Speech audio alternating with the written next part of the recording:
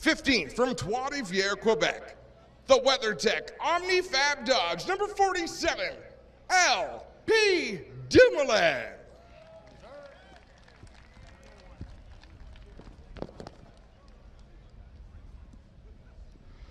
14th from Las Vegas, Nevada, the APC John Arts Group Casey Jones Racing Dodge, number 30, Noah Gregson.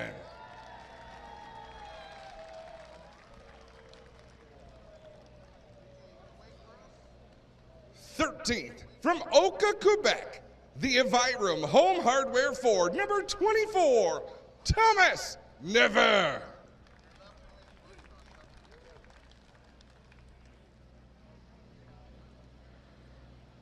12th from Southwold, Ontario, the Canco Wampum Fuel Chevrolet, number 19, Jesse Kennedy.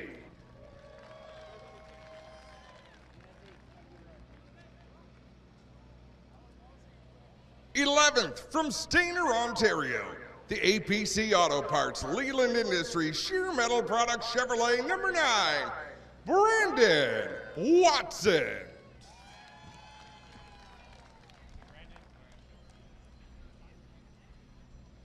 Now, race fans, your top 10. Starting 10th, from Roxton Pond, Quebec, the GM Paillet Chevrolet Canada, number 27, Andrew Ranger.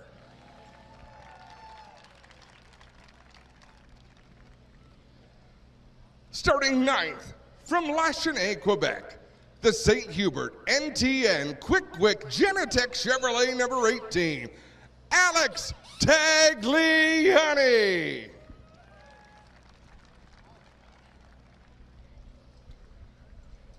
Starting 8th, from St. Donat to Montcalm, Quebec, in the Prolong Controls Rousseau Metals Ford, number 1, J.P. Bergeron.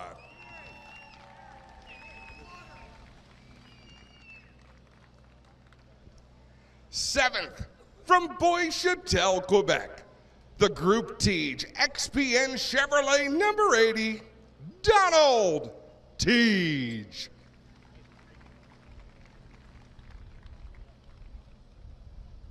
6th, from St. Eustache, Quebec, the Napa Auto Parts Valvoline Gates Dodge, number 74, Kevin Lacroix.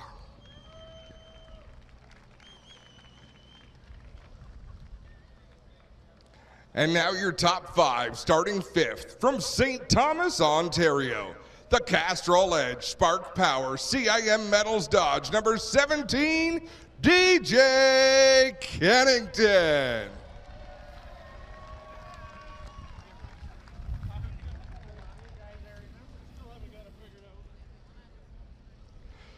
Starting 4th, from Terrebonne, Quebec, the Assa Abloy Fast Eddie HGC Chevrolet, number 3, Alex Gannett.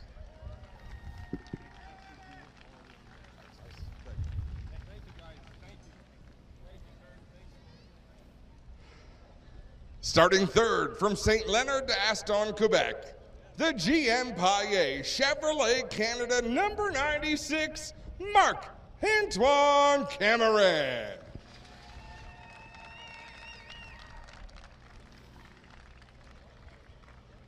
And now your front row, starting 2nd, from Grimsby, Ontario, the Glenn Stiers Racing FBM Delta Bingo RGC Chevrolet, number 20, Drayton Lapsevich.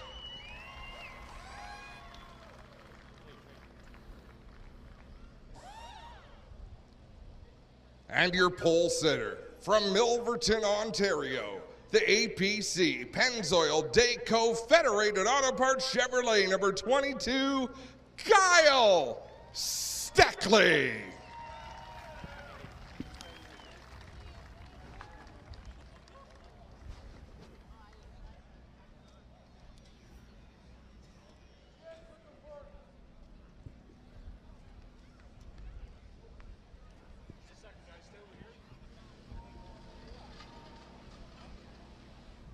Now, race fans,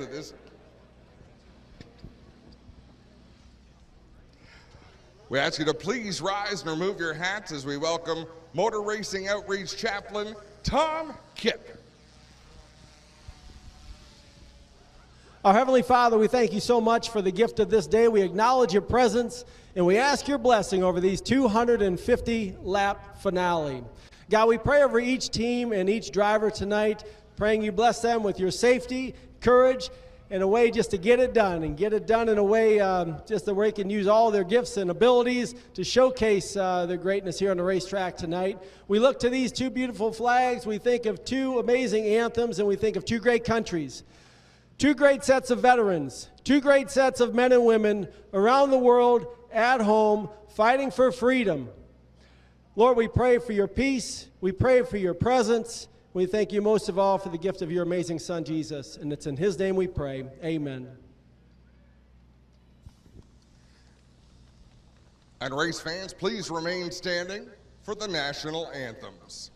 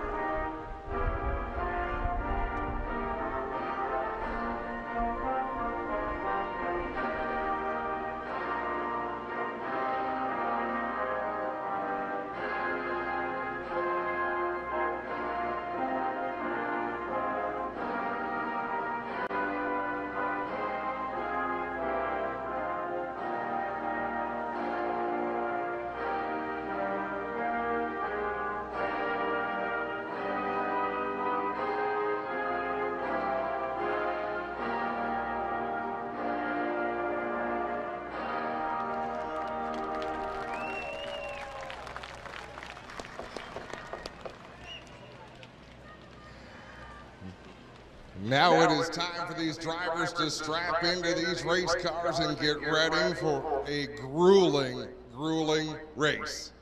I'm Adam Ross. Joining me today is Greg Callan. Thank you so much for being here this afternoon. And Greg, it has been a wild weekend of racing so far.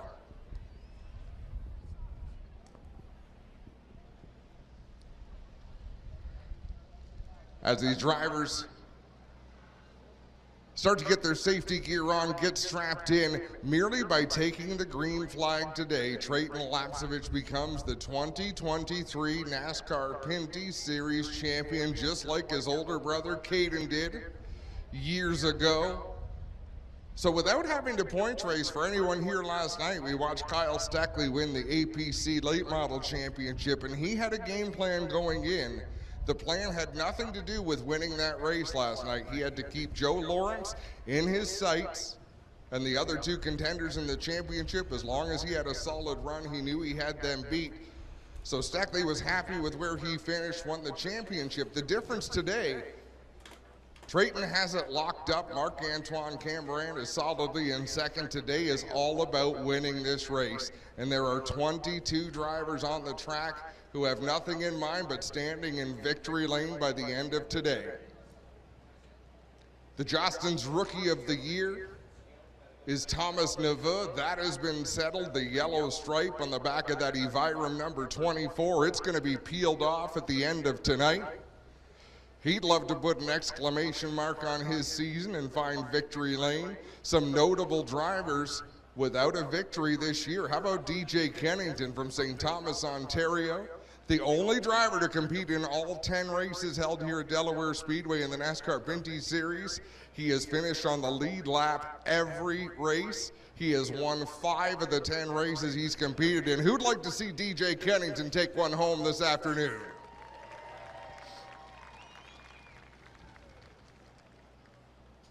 He had a hard hit last night.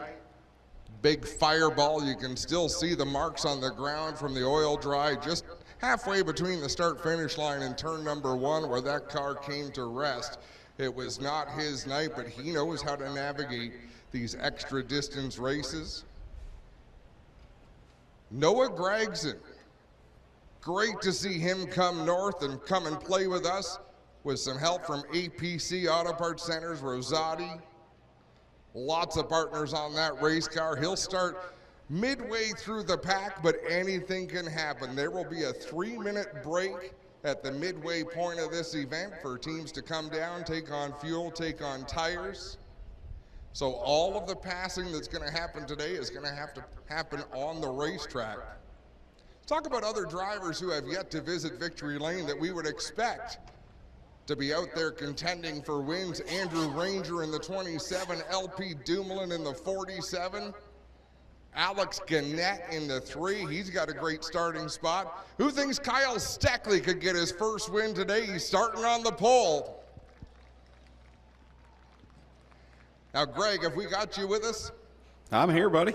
All right. It's been a fantastic weekend. Friday's show was phenomenal. Last night's show had everything we could ask for. What do we look forward to today? Well, I think, again, you've just touched on a little bit the Kyle Steckley show. We watched it last night. He points raced one evening ago, and tonight he gets strapped in with one focus in mind, and that is to win. And with this young driver, the most impressive part is his cool and calmness. And already this year, 4 starts with the NASCAR Pinty Series, and he has 1 top 5, his first ever race on dirt on August the 16th, and he finished 2nd behind Trayton Lapsevich. That's how cool this youngster is, Kyle Steckley. Another driver who knows how to find victory lane here at Delaware Speedway. Let's not count out Jesse Kennedy behind the wheel of that 19. He's driven these types of race cars before. He knows what it takes from front to back. There is a lot of talented race car drivers in the field. And folks, how about a big round of applause? John Fletcher from Milton, Ontario. This is his retirement race. He's actually hasn't been active in a few years. He's an active crew chief, an intelligent crew chief, knows what it takes to make these cars go fast. He knows what it takes behind the wheel as well, and today will be his final ride, and he's doing it behind the wheel of that Curb Records 98. Your ice cream's here, Adam. I'll believe it when I see it. Don't forget last year's winner, Brandon Watson in car number 9. Didn't have the best qualifying lap, but he's in a good spot where he can work his way to the front in this race. Got his first career win. Doesn't have one yet this season, but he'd be another driver to watch out of Stayner, Ontario.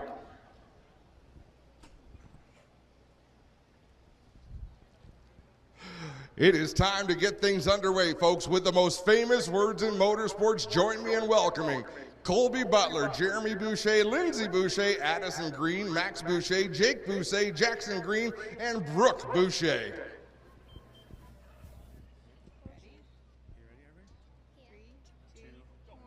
Drivers, start your engines!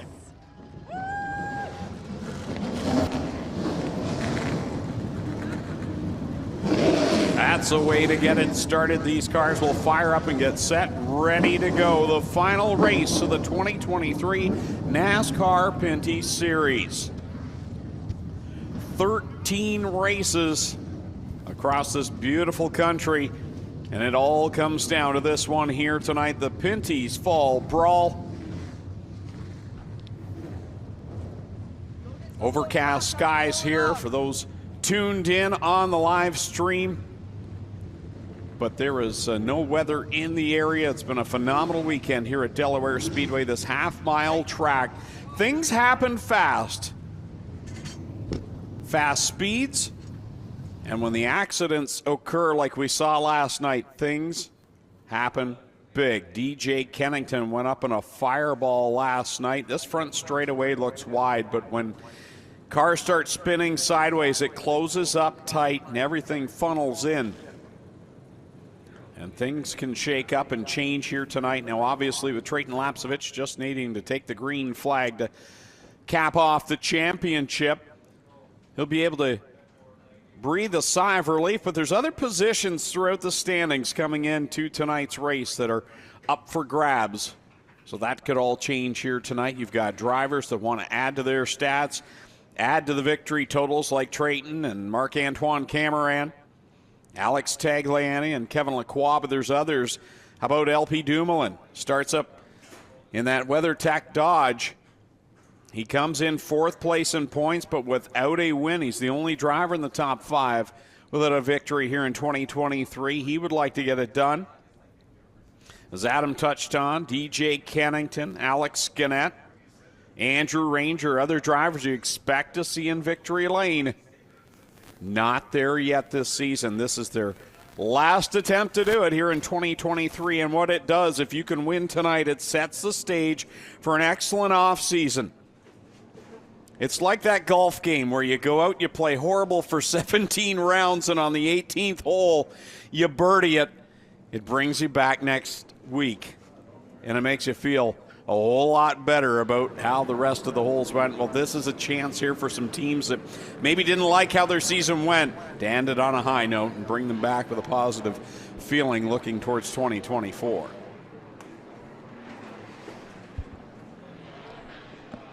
I've never experienced that thrill of a good 18th hole, Greg. Tell me more about this. I have, and it's a horrible thing because it makes you come back well after you've decided to put your clubs on Kijiji. And well, I didn't lie, there is ice cream in the As you tower. mentioned, I came back for the ice cream. For those of you scoring at home, we have finally received our ice cream that was promised to us. We don't ask for much. Sorry, Steve. You're on that side of the glass. That's a problem. Oh, what a season it's been. We have crossed the country. We have gone as far east as you can go to Newfoundland. We've gone to Edmonton. That's as far west as we've been, and so many points in between. One thing that we have seen at every stop is that Lapcevich kid can wheel a race car. Oh, what a phenomenal year he has had, and he can do it on any surface. He can do it on the oval, he can do it on the road course, and he can do it on the dirt as well. Young Trayton Lapcevich, phenomenal year aboard that 20 car, 6 wins in 13 starts here this season. It's actually been a little selfish if you think about it. Like, that's save some for the others. He has so much career ahead of him.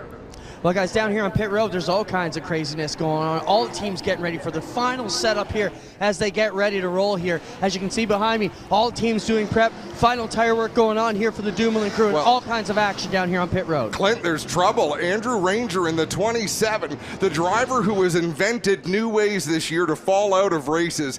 Every piece of bad luck you can imagine has happened to the 27, and it looks like a flat tire on a pace lap. The fact that this didn't happen under competition might be that 18th hole for Andrew Ranger. This might be the silver lining. The cat can drive a race car. There is nobody. Race fans, get up on your feet, grab your hats, grab your programs, grab whatever's nearby. Give these drivers a wave. They will be waving back.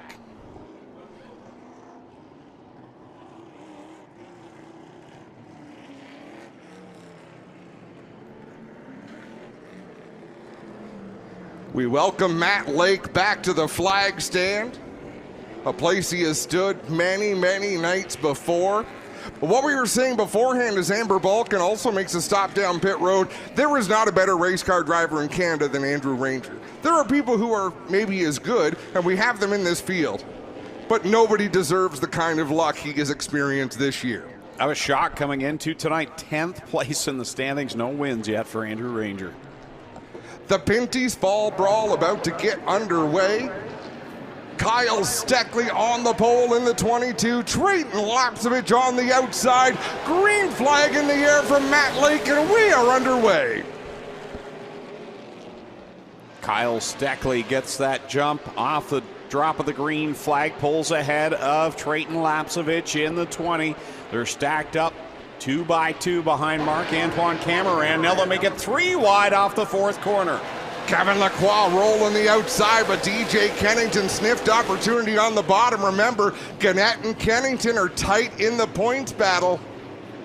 So we'll see these drivers trying to outdo each other all day long. Each of them would love to find victory lane. Kennington down to the inside of Gannett, rolling through corner number 4. Off they come. Gannett will have the spot at the line. See if DJ, he'll tuck back in line, back in that 6th position. And the Castrol Edge Dodge right behind that. Bergeron and Teej going at it. Teej had the nose of the car to the inside of the one of Bergeron. The top 5 single file nose to tail. Behind them, still drivers looking for position. Glenn Stiers side by side with Dexter Stacey in the 92. Stiers was tired this morning. He was wore out after that late model feature. He drove hard, had a good car, and this is his, I mean, for him to pull to the outside of Larry Jackson to battle for position, this is as racy as we've seen Glenn Stiers all year long, with the exception of the dirt race. He continues to the outside of that 84. Meanwhile, we watch Marc-Antoine Cameron, and now back to that battle with Jackson and Stiers side by side. You see Ranger back there after having to make that pit stop on the pace lap. He's to the outside of Dexter Stacey. In the old days, pit road was live. These teams could come down pit lane whenever there was a yellow. Oh, trouble! Glenn Stiers around in turn number 1. Wallace Stacey spins to avoid. Yellow flag is out. And to my point, in years gone by, yellow flag teams that come down pit road take on tires whenever they wanted to. If you could change tires faster than the team in front of you, you would gain that position. NASCAR has adjusted the rules, and it saved the teams a lot of money from not having to have competitive pit crews. So at the midway, let's have a look. We play a little bit of contact between Larry Jackson and Glenn Stiers. Down into turn number 1, sends Stiers spinning. And Wallace Stacey spins out to avoid. Doesn't look like there's much damage to either race car, but he'll probably come down into the pits to have the team take a look. That started down at corner 4. They were leaning on one another off of 4, and it finished off down in 1. Larry Jackson generally will do everything he can to avoid contact on the racetrack. He's a gentleman racer. He pays a lot of his own bills, and that's how he drives the car. But a little bit of contact there in the early going. We'll see who comes down pit road to maybe make an adjustment. The only time they will take on tires outside of the midway break is if they put on an emergency tire. So you have to have a damaged tire or a tire that's losing air in order to be able to put on your emergency tire, Greg. Start of that race, interesting to watch Kyle Steckley and Trayton Lapsevich, and I think you're going to see these two cars work together again. We saw it back in August, of course. 2 different drivers behind the wheel, that 22, but it throughout the race they worked together so that whoever jumped out in front, that other car could cut in line and they could be 1 and 2 throughout the race. And Steckley got a really good jump. It allowed Trayton Lapsevich to have the room in behind. And I'm sure we're going to see these two work together throughout the afternoon until it gets down to money time. These 2 young men have a lot in common. They're mature beyond their years when it comes to racecraft, driving race cars, and in their intelligence. They are both very smart when it comes to how these race cars are put together, what it takes to work on them. These will be the names of racing for a long time to come. Well, guys, I've been monitoring the radio. One I caught was Tagliani calling Livingston, his spotters, telling him you have to adjust your line. He says, I'm pushing a bit too much. They're telling me you got to adjust your line, and that will help with the handling of the car. Back green we go. We'll follow the spotters as they continue to talk to the teams down here. Great work by Clinton Jeffrey, pit side. Great to have him on board. Side by side down the back straightaway, Lapcevich and Steckley. Wheel to wheel, they'll exit turn number 4. There's a lot of grip on the outside of this racetrack with the fresh pavement. Drayton Lapcevich leads that lap, Greg. We've seen all weekend long that outside line has worked. We've seen many passes out there in different divisions, not just in the stock cars and the modifieds yesterday. We're using that outside line, so I expect to see some more passing than just bump and run on the bottom. You can get around drivers on the outside. Right now, the driver proving that is Donald Teague in the 80 up on the outside of Alex Gannett. A seasoned veteran. If there's one thing Donald Teague is not great at, it's pacing himself. He loves to go fast. He loves to get to the front of these races. Squeezes down Alex Gannett on the front straightaway, but Gannett still has the nose to the inside. Teague will accelerate off of turn number 2 and take that position. Bergeron right on the back bumper. That 3 of Gannett now in car number 1. He's got Tagliani right behind him as the leaders come across the stripe another time. 12 on the board. Top 4 nose to tail, a slight gap back to DJ Kennington and the Castrol Edge 17. Look at them accordion down into the corner. Looks like Lapcevich is like sort of easing that car into the turns. Teague working on that inside of the 17, the Castrol Edge Dodge. Here comes Teague, door to door down in corner number 1. Kennington on the outside as they work up the hill and then down the hill, down the back stretch.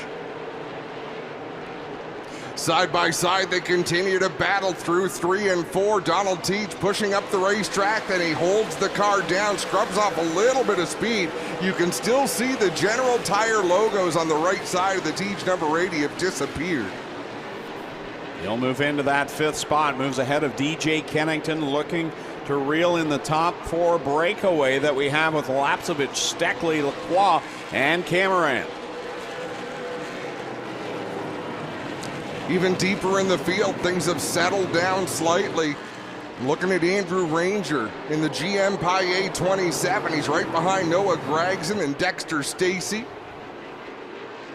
We expect to see him working his way through after having to take on that emergency left rear tire. But he hasn't been able to advance much farther than where he sits at the moment. Stacy and Ranger right there in the shot. Really like the way Kevin Lacroix 74 is rolling through the corner right now. He's running in that 3rd spot a lap ago. Had a good run on Steckley and that Napa number 74. He is really able to hug the bottom, and that was a problem in qualifying. 3 and 4 was really giving drivers fits. That's the name of the game. Keep that car low. It's the shortest distance around. Scrub off enough speed that the car's not drifting off the corner. You can actually make forward bite. Easier said than done, but that's the name of the game. JP Bergeron in the number 1, putting the pressure on Alex Gannett in the 3 machine. That's a battle for the 7th spot. And he's got pressure behind him, and Brandon Watson in the 9 as we see the top 4 on screen. There's that battle there. Bergeron to the inside of Gannett as they race down into corner number 1. Good drive off of turn number 4 for Bergeron. He has position in 1 and 2. He inches ahead. They'll drag race down the backstretch. Gannett with a better run off of turn 2, but 3 and 4 is where Bergeron was far better than the 3 car. Brandon Watson looking to follow suit. He'll drop alongside the 3 cars. They go down the front straightaway into corner number 1. The Stainer Ontario driver, Brandon Watson, in car number 9, will edge ahead of Gannett, and now we'll try to clear him. He will down the backstretch. So we'll keep an eye on the 3 of Alex Gannett. He's moving in the wrong direction these last couple of laps. Another driver struggling. Wow, Dexter Stacy all sorts of loose off of turn 4. That opens the door to Andrew Ranger to drive up the inside. Stacy had his hands full. Ranger will try and clear him on the backstretch and into corner number 3, and he will, and try and catch Noah Gregson now for the next position. As we see the leaders work off of corner number 2 and down the backstretch they go. Great shot that last time of what number 2 looks like. If you watch the video from that corner 1 camera, it's a daunting uphill into 2 and then back down the backstretch. The most unique corner 2 in the province. Look at this battle at the front of the field. Kyle Steckley down low, Trayton Lapsevich up high. Steckley piles it into the third turn. They continue side by side off of turn 4. Completely erasing everything I talked about in the last caution break about riding and working together as they pass one another a couple of times now. Put Steckley back to the top of the board with 25 complete here in the Pinty's Fall Brawl. It's too early to be messing around side by side. You know, they'll want to see where their car is better, where they're at a disadvantage, but you don't want to get locked into a side-by-side battle for too long because Kevin Lacroix, Marc-Antoine Cameron, and the 80 of Donald Teets, they are super aggressive drivers. JP Bergeron, Brandon Watson back behind this lead group. They're running by themselves, but Brandon's been working on that one of Bergeron. As they head down into corner number 1, Brandon will show the nose this time. He's right there on that left rear quarter panel. He'll pull up along the door there now on the back stretch and will have the advantage of the inside of 3. Evenly matched off the 4th turn, side by side. You couldn't have slid a credit card between those 2 race cars. Watson will drive it deeper into turn 1. JP Bergeron going to slide back in line. We'll see if Bergeron's able to keep pace with that number 9. 29 laps, so make that 28 laps on the scoreboard, and the first of the slower cars right in front of Kyle Steckley is Amber Balkan. It is lap 29, my correction there, as Steckley will drop on the back end of that number 11 going through 3 and 4. Steckley looks to the inside of Balkan off the 4th turn.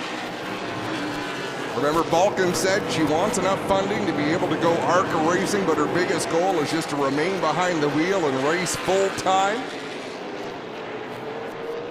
And she knows, talking with her crew, talking with her spotter, that even going a lap down, it's not the end of the world in one of these races.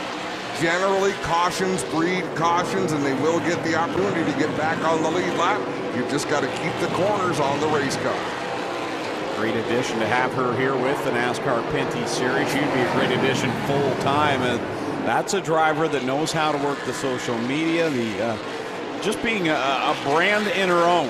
And Amber Balkan definitely has that following, learning her craft here in the NASCAR Pinty Series.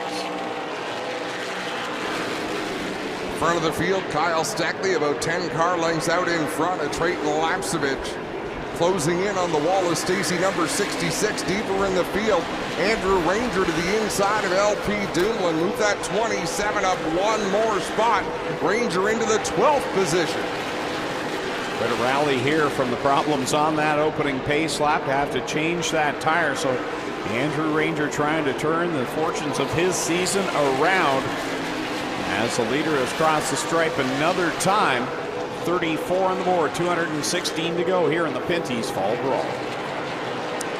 John Fletcher's holding his own in that 98 Curb Records entry. He's out there running behind Glenn Stiers. He's about half a straight away from possibly going a lap down. Kyle Steckley is closing that gap, but Fletcher's been out of the car for quite some time. He does do some testing in the race cars, but that's a lot different than getting behind the wheel and actually racing. What a way to go out, 250 laps at the end of the season. Neveu and Ranger. Here comes Ranger to the inside of the 24 down in corner number 3, continuing to make his march through the field. This would be for position 11, and he'll edge ahead down into 1. LP Dumoulin going to slide in behind Andrew Ranger, but Thomas Neveu closed the door. Noah Gregson right behind him. Meanwhile, at the front, John Fletcher closing the gap on Glenn Stiers in the 0 as Kyle Steckley more quickly closes the gap on both Fletcher and Stiers. This has to be a whole lot more fun for Kyle Steckley here tonight. You can push the issue. You can really push the race car. Of course, last night there's some tire wear issues that they were working with. You're trying to hold on to a points lead today. It's one focus for him with only 4 starts previous to this one. No points at all on the line. Kyle Steckley having fun. There's Donald Teach into the back of Cameron. And in the other end of the racetrack, Noah Gregson got the door slammed shut by LP Dumoulin. There was a bit of contact there. Kyle Steckley has cleared Fletcher and Stiers, now trading laps. There's problem for Marc-Antoine Cameron. Problem on the 96 car. He is off the pace in turn number 3. Does not bring it down pit road, though, so we'll see what's going on here with the 96 of Cameron. Very slow on the front stretch. The right side tires appear to be up. Let's have a look at the left side. All 4 tires seem to be up on that 96 machine as he rolls slowly around the racetrack. Maybe something. Guys, reports of 0 oil pressure from the scanner. They've got 0 oil pressure in the 96 of Marc-Antoine Cameron. Now Cameron has a 38-point advantage over Alex Tagliani entering today's race. It would be very difficult for Tagliani to close that gap. So he should be safe in his second place in the point standing, but not the way that GM Paillet team wanted things to go. He must have borrowed Andrew Ranger's luck today. Well, guys, they're going to go under the hood here of the 96 car. Clint, another car smoking. Be close to LP Dumoulin. Well, we got reports of heavy smoke out of the 47, guys. Was that just exhaust flame there? That seemed like excessive flame out of the right rear wheel well.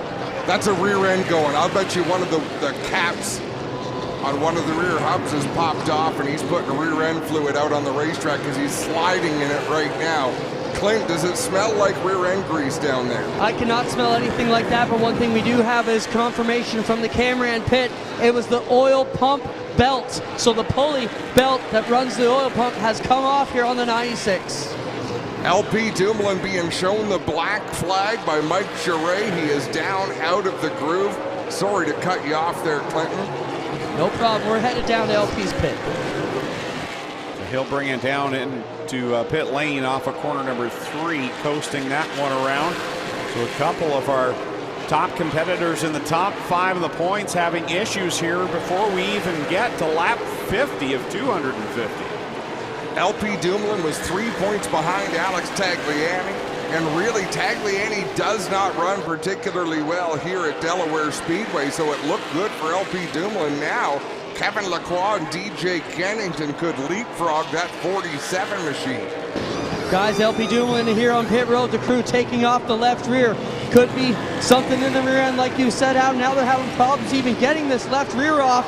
The car almost falls off the jack, and we'll follow it up and get back to you as soon as we know what's up. Busy action down on pit road here in the opening 48 laps of this one. The action on the racetrack is still hot and heavy. Thomas Neveu in that 24 machine runs in the 11th spot, but he has company. Right behind him is Noah Gregson in the 30, the 92 Dexter Stacey, the 84 Larry Jackson, and oh yeah, here's the race leader looking to put them a lap down. Yeah, he's starting to cut through some of these cars. He's got 2 lap cars between himself and Trayton Lapsevich in second. That would be the cars of Monahan and Kennedy right now. And then a good distance back to Kevin Lacroix in third. Lacroix, Kennington, and how about Brandon Watson's worked his way into the top 5. Brandon Watson runs well at this racetrack, and I just heard a car go by that sounded terrible, and I think it was Donald Teach. Yeah, the 80 machine. Boy, they're dropping like flies here in the opening 50 laps. As now Teach, he's not going to bring it in either, but I thought he was. Oh, yeah. I'm not. Go ahead, Clint. Broken trailing arm here for the Dumoulin 47, guys. Broken left side rear trailing arm. Donald Teach about to come down pit road, I believe. He has slowed dramatically on the racetrack. Nope, he's staying on the racing surface. Logging laps, but you can hear it. Totally different sound as he goes by the booth here. That engine is not happy to be here right now. Kyle Steckley, meanwhile, has cut through a bunch of cars there while we were watching that. Here he comes onto the inside of the 24 of Neveu. He's already put Gregson down a lap, as well as Dexter Stacey and Larry Jackson. Next in line to go a lap down is Donald Teach in that number 80. Oh, we got one up high in turn number 4. That's Brandon Watson. He was in the top 5. Flat right front tire. Now the the risk they run now is grinding off the bolt that holds the front sway bar on. I'm surprised they haven't found a way to protect that bolt. Yeah. You would think so, wouldn't you? Well, it's a common problem. So Watson going to come down pit road wisely. He's not going to wait for pit road to open, because every meter you drive with that right front dragging is doing damage to the undercarriage of that 9 machine. Brandon Watson here on pit road here. Crew going to work on the right side of this Leland Industries GMS number 9 car. They'll have to put some manpower into it first to lift it up to get the jack underneath it, and then it should be a fairly standard right front tire change as long as they have not ground that bolt off at it. And we see that quite a bit here on these types of cars.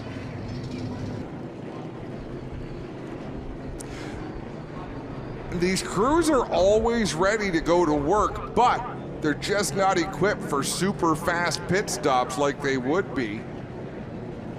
He's got plenty of time. The pace car's half a lap around, so Watson should be 1 lap down right now.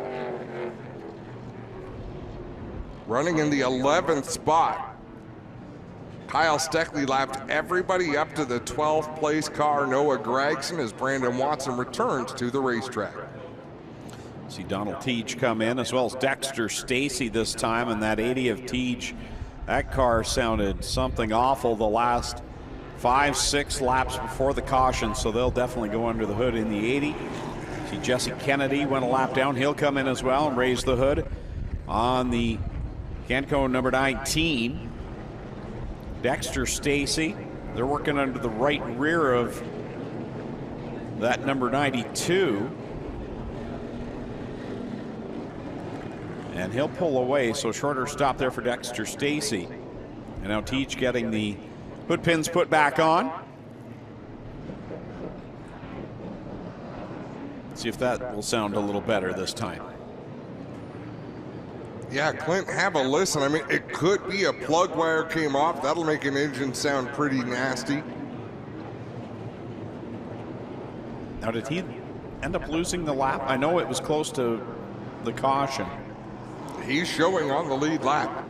So that was, if that did fix the problem, if they were able to, boy, that was good fortune there for Donald Teach. He had a fast car until that problem, and he was drifting back, and the leader was right there pressing. Now Brandon Watson back into the pit area.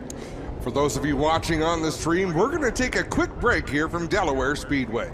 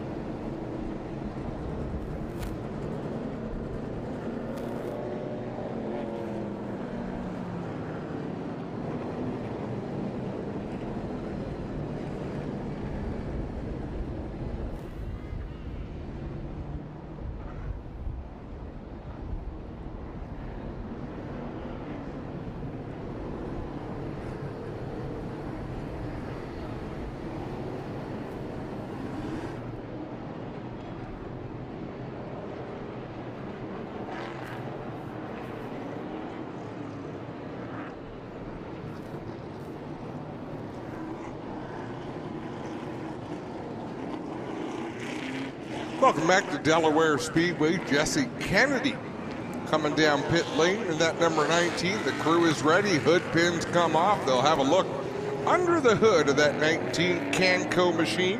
One crew member in the car.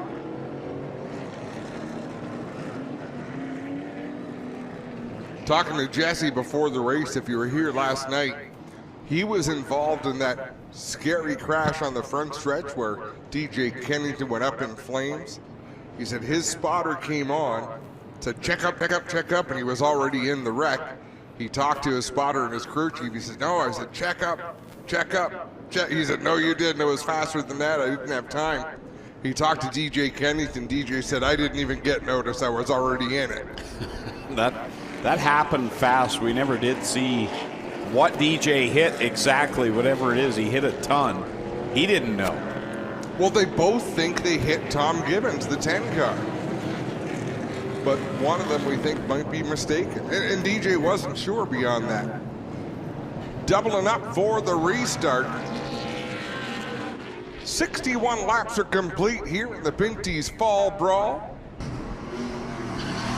John Fletcher down pit road, guys. Just a quick right rear adjustment for Fletch here as he makes his run and then a curb 98.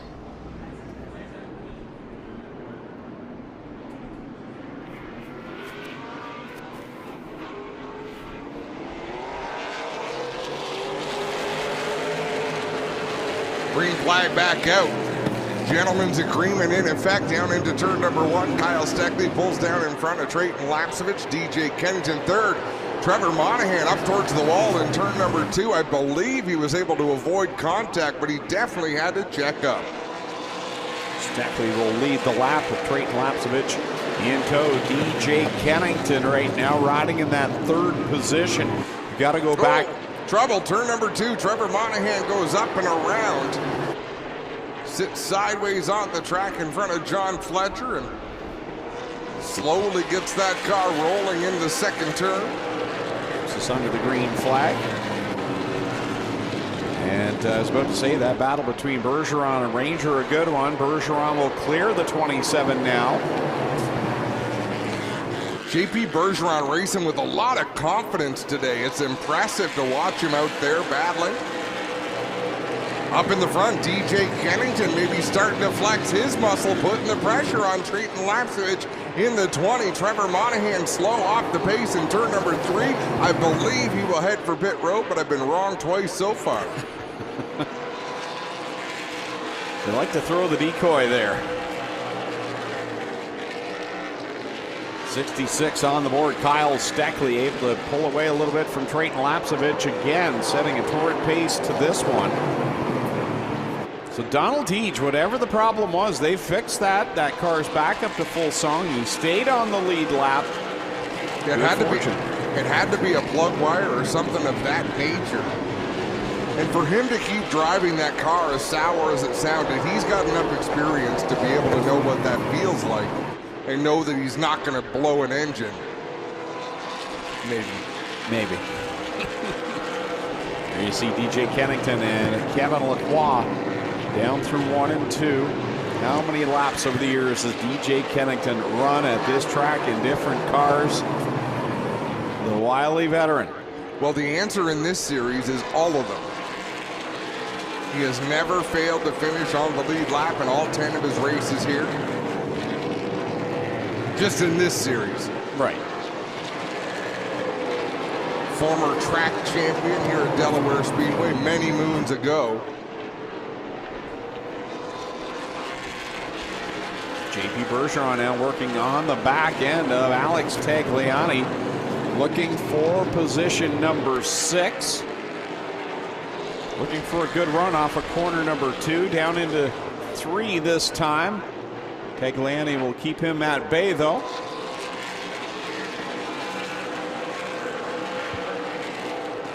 Brandon Watson in that 9 machine still quite a ways back. I wonder what the state of that tire was that they had to put on as an emergency tire. He'll still have fresh rubber that he can go to at the midway break. You don't want to use that up this early. He certainly doesn't have the jam that he had earlier on. It was riding up inside the top 5 when that happened. Possible problem with Glenn's tires in the 0. Wallace Stacy just drove by and left him on the front straightaway. Amber Balkan closing in rapidly on that 0 machine as Glenn slows down the back straightaway. Looks like he'll make his way down pit road. The entry there in corner number 3 with enough speed to carry into the pit area. And what a shame, he had speed tonight, just like last night. He had enough speed to be racing in a pack, and that's how you're going to learn. Trouble right front on Jesse Kennedy, and that number 19, he's going to roll to a stop. That will force another yellow flag. As Glenn Stiers rolls slowly into his pit area. The crew looking around the car like as though they're not sure. The right rear is not completely flat, but it could be losing air, but Glenn obviously felt something. You see the right front on Kennedy as he goes by the start-finish line as they work on the GSR number 0 on pit road. And Kennedy will choose the more traditional option, wait for the yellow, close in on the field, pass as many cars as you can, pulling up to pit, and then come in and not lose a lap. But you run the risk of causing damage to the undercarriage of that race car. Here comes Brandon Watson, and not a surprise there. I thought it looked when he was coming, from our vantage point at least, watching him come off of 4, that right front of the car just sagging. So possibly just some damage from scrubbing that car all the way around the track to get that tire changed. Guys, all kinds of problems on the tires down here. Brandon Watson back in. They're going to lift the hood now on the 9. The Stiers crew had a soft right rear. That's why the 0 came in, guys. And now they're looking under the hood. And Adam, this is the problem we see with the Bolt. Possibly a sway bar issue. That's why they could have the hood up. They're looking on that right side, exactly where that bolt would be. That would grind everything off, but they have told them to drop the car. They're putting the hood pins back in, getting ready to send Watson back out. So he will rejoin the field, and I'm sure we'll see him down pit road again. There you see Jesse Kennedy now getting that right front replaced. Donald Teege is back on pit road as well, and they have the hood back up. Now that car had some speed. Now Noah Gregson as well in the 30. The hood will go up on his car. Lots of work going on pit road now under the hoods. All the cool kids are doing it.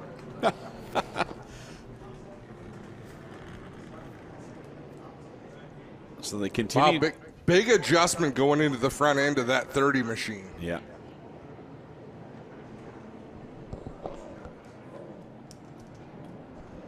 Hood pins go back on both cars.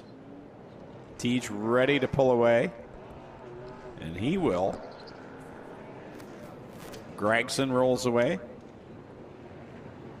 Trevor Monahan still on pit road. He's had problems for a while now. Noah Gregson's a fierce competitor. I've been very impressed with his racing this weekend. Very respectful. You want someone to come in and put forth their best effort, but to also have respect for the racers they're racing around. I think he's done exactly that. It's been fun to watch him operate. Tough situation, too, for someone like Noah Gregson. I mean, obviously, we know how talented he is. He is a top flight talent, but to come into a division that you don't compete in on a regular basis, the first time in the Pinty series, first time with the APC series last night, you know, some people just expect him to come out and be dominant no matter what he races. It's not easy. It's not that easy to go backwards and, you know, go back down the ladder a bit to work your way back up. A good example of that was last week at Bristol. And I don't know if you watch the Dale Jr. Download at all, but he was as nervous as could be to go to Bristol and race in the Xfinity race. And he said he was almost sick in the car getting ready to qualify because you don't want to fail. And yet he goes out there and leads a bunch of laps and could have won the race. But there's those expectations that you can put on yourself, that the fans put on you as well. And good on Noah Gregson, comes out here, and he's done a very good job. He was up there running amongst the leaders last night as well. So great to have him here. And like you say, he's carried himself very well all weekend, been very popular with the fans. Yeah, he got a big pop when being introduced earlier. I mean, he's a driver being sort of recreated, right? They're back to the drawing board, and it'll be a new path. To me, it's not that much unlike what John Hunter Nemechek went through after going to the top and having to reset a little bit. Yeah, look where he's at now. So, and I've always been a fan of Noah's. I mean, even from the first short track nationals at Jukasa, he didn't drive in it, but he was up there for some support. I forget even which team he was with, but just his enthusiasm for racing and his energy, he is a one of a kind.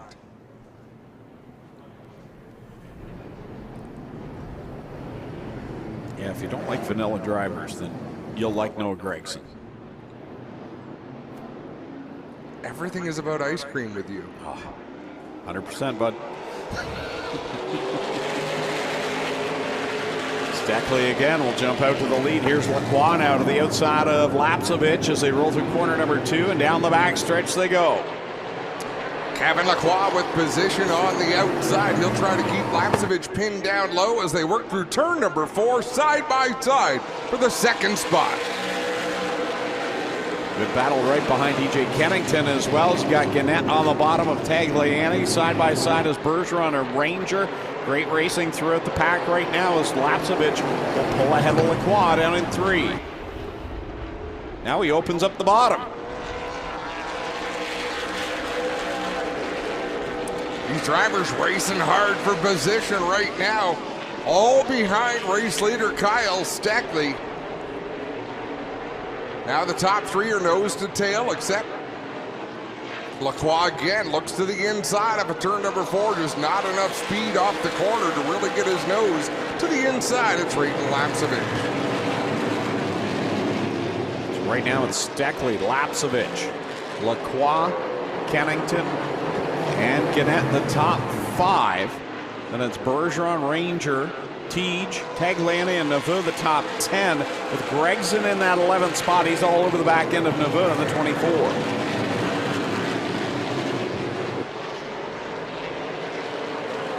Battles in deep in the field. Larry Jackson alongside John Fletcher. Trying to get his nose to the inside, down into 3. Glenn Stiers to the inside of LP Dumoulin. Trevor Monahan racing to the inside of Brandon Watson.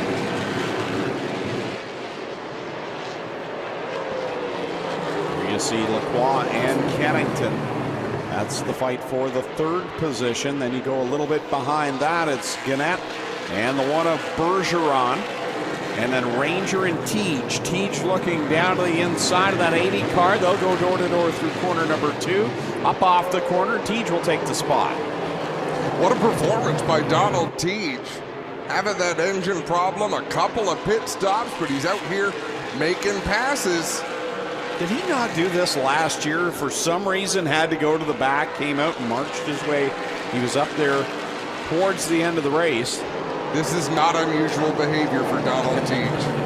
Something goes amiss into the pits. As I said, he's a hard charger. He likes to be moving forward all the time.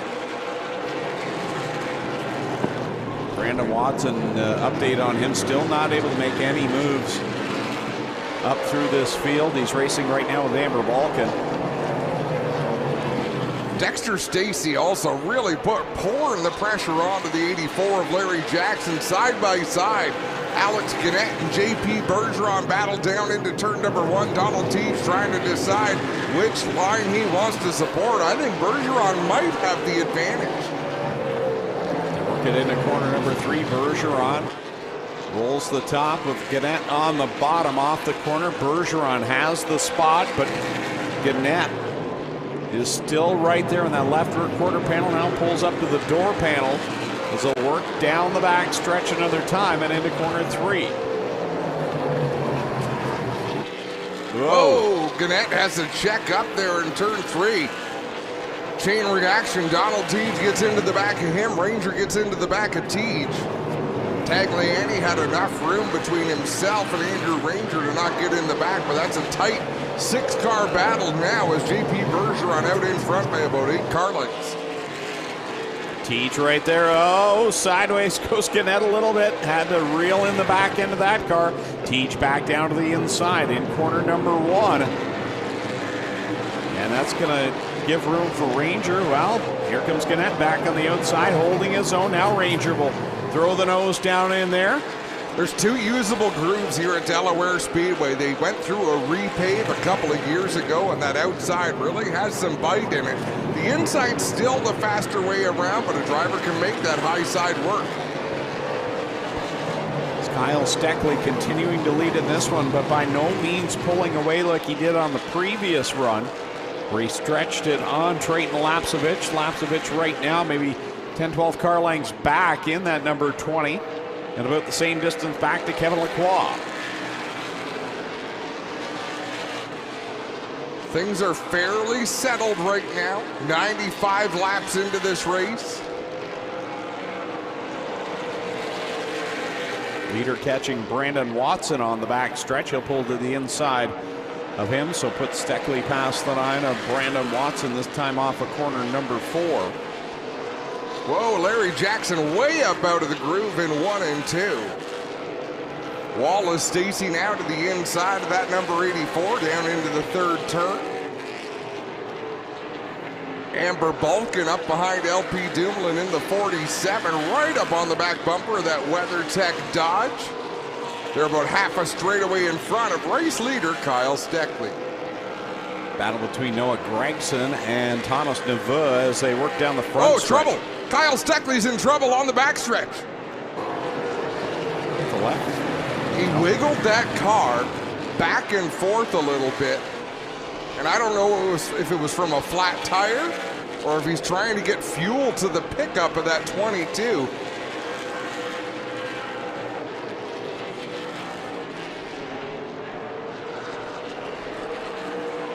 All 4 tires up. The tires have air, the car going up in the air. And all Kyle Steckley can do is sit behind the wheel of that race car. Guys, I'm listening on the scanner. They're talking about a shock problem or right rear trailing arm. Problems on the right rear suspension for the 22 of Steckley. Heartbreaker there for Kyle Steckley. Kyle telling the crew it's the left rear trailing arm, I'm sure of it. And if anybody would know, it's this kid. He not only drives them well, but he can build them very good also. So we get the jack stands up there. Nonetheless, this is going to take him out of contention for the win this afternoon, and he might have been the car to beat Trayton Lapcevich here this afternoon, but when it's your year, it's your year. It hands the lead over to the driver of the 20. There's one thing this season Trayton Lapcevich hasn't needed very often, and that's any help getting the lead. But he just inherited one here today. But what this has done, this breathes some hope into the 74 of Kevin Lacroix, the 17 of DJ Kennington. I'm still impressed with the 1 of JP Bergeron having a career run as Trevor Monahan and John Fletcher get comfortable, cozy, down in turn 4. A little hug there to John Fletcher in his final race over corner number 4. As the leaders work by now, Lapcevich gets by Fletcher.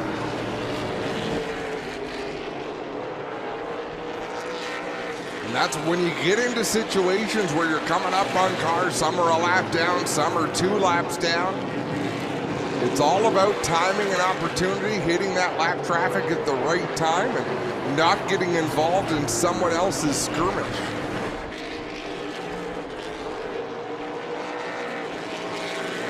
Getting close to that halfway point, as you see the crew still working on the Steckley 22 down pit side. That'll be a lengthy stop there.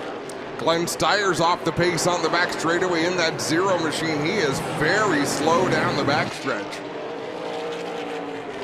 Rough afternoon, the driver of the 0.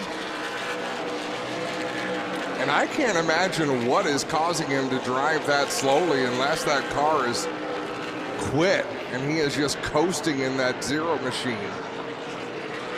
The crew patiently waiting for the 0 to roll in down the front straightaway, and he is crawling down pit road. Now the fight for second, starting to heat up. DJ Kennington has cleared some of that lap traffic, and he's right there behind Kevin Lacroix in the 74. I feel for Jesse Kennedy.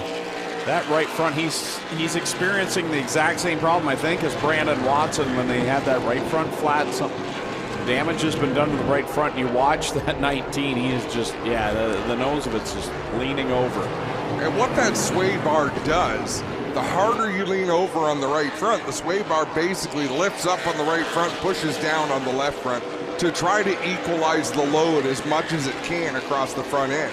So when that sway bar is broken, the car's just going to lean over. Thanks for a long afternoon is what it will do.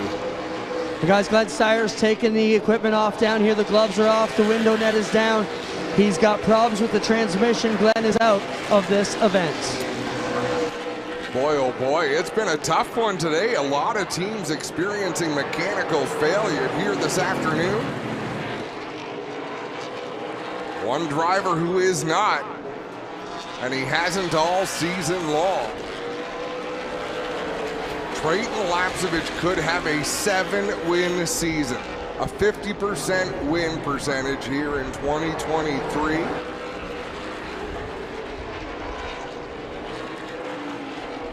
He'll lead another lap.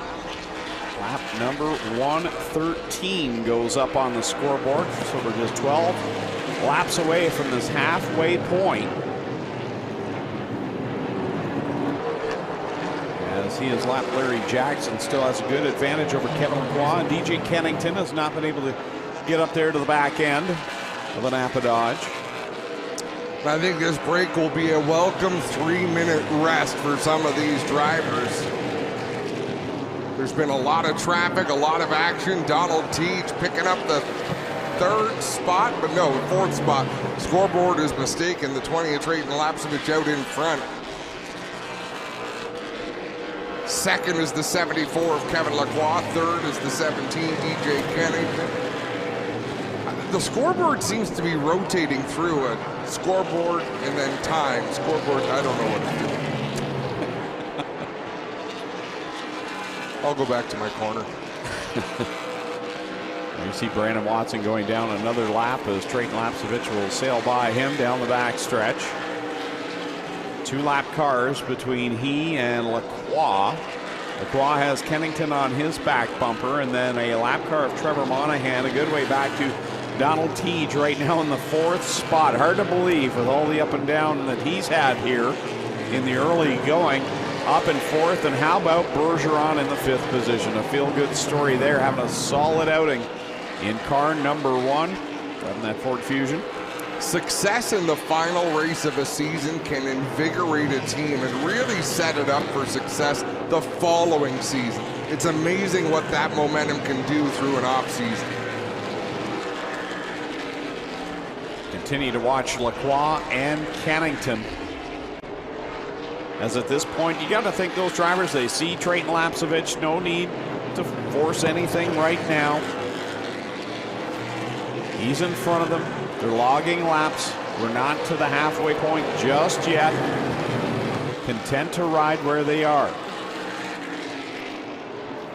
If you're Dexter Stacy, you're wanting your spotter to run over and talk to Lapcevich, say, hey, we're this close to the halfway. Do you really need to pass me? Yep, I do.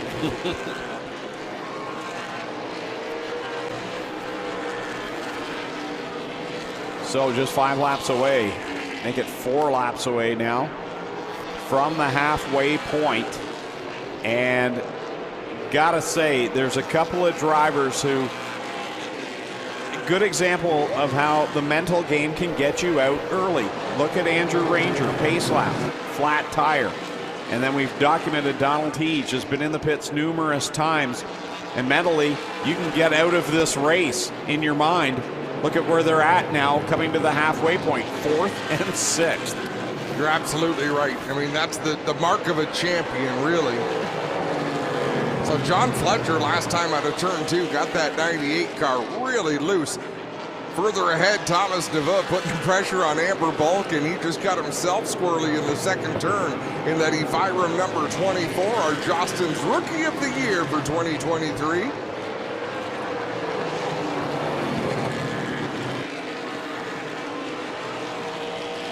Laps continuing to click off as the leader works down in corner number 2 behind LP Dumoulin, who rides right now in the 18th position. Not been a great day for the driver of the WeatherTech Dodge. No, it hasn't. It's been a character-building season for LP Dumoulin in that 47 machine. Halfway through this Pinty's Fall Brawl, we will expect a caution to fly any moment now, and it'll be time for our mid-race break. where they will have 3 minutes to do all the work they can get done.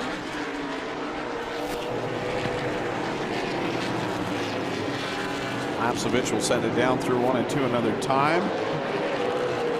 We should expect to see the caution flag here momentarily.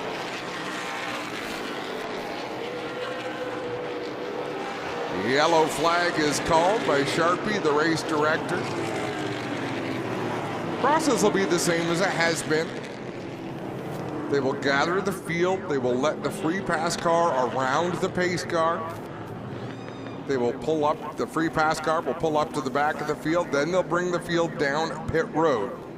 Once all the cars have come to a stop, the engines have been killed, they will start their 3-minute midway break. That's when the teams can service these race cars. So Clinton, what's been the chatter down there? I know you scanned the radios. What are people saying? Can anybody contend with the 20 car? Well, I was listening to Trayton just a moment ago. He told the crew, they were talking about a sway bar adjustment on the front. He said, I don't feel comfortable with it. I think we should stay where it is. So they're going to leave the car alone here for Trayton. Just some tires going to go on by the looks of it. And that's what we've got. We'll continue to scan the situation down here. We're in the Tagliani pit waiting to see what they end up doing here as well. Yeah, you can understand that too. If the car's comfortable, why play with it? You're all of a sudden that rabbit you were chasing's not in the race anymore. You're the one in control. You haven't felt any pressure yet from Lacroix or DJ Kennington. If you're happy where you're at, why mess with it?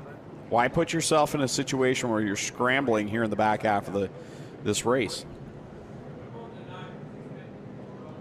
No, you're absolutely right.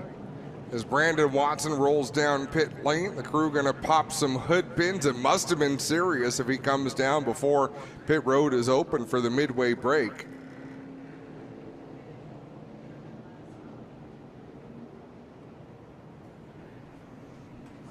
So we have a look through the field. Trayton Lapsevich out in front. Second place, Kevin Lacroix in the 74.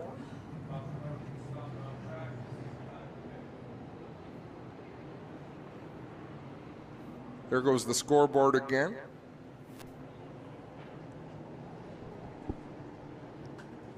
DJ Kennington runs in the 3rd spot. Donald Teege is 4th in the 80. 5th is JP Bergeron in the number 1. 6th to Andrew Ranger in the 27. 7th is Alex Gannett in the 3. 8th is Alex Tagliani in the 18. 9th is Noah Gregson in the 30. 10th is the 24 of Thomas Neveu. That's it, I believe, for lead lap cars. We've lost our access. Is the 84 a lead lap car? Nope, they called him for something else. See Kevin Lacroix having a great race here this afternoon. Riding in that 2nd spot in the Napa Auto Parts Dodge. Well, the Mad Dash has taken off. Lapsevich will start with some fuel in the 20 car here. They'll give him a fresh bottle of water from his big brother and former champ Caden Lapsevich as well. Just to his right here, you got Tagliani. They're also putting in fuel as everybody's taking drinks down the pit road. They'll start to go to work on a few of the tires as well now that they've got the fuel completed, and the right side's going on for Lapsevich as well.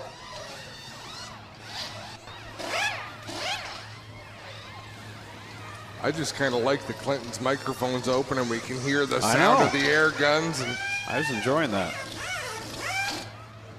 Of course, I've also listened to you for the last 3 days, so the dentist tools would be a pleasant change. Hey, be happy, we got ice cream. Yeah, true enough. You whine enough. Great race for Bergeron. We saw him there for a moment in the 1. A lot of clean looking race cars right now. One thing about Delaware Speedway is by the time you get to the end of the race, most of the lead lap cars show signs of the battles they've been through. Everything's been pretty polite so far. And we may still see that for the next, 70 laps. There will come a time where teams will have to make a decision how kindly they want to race each other when points are on the line.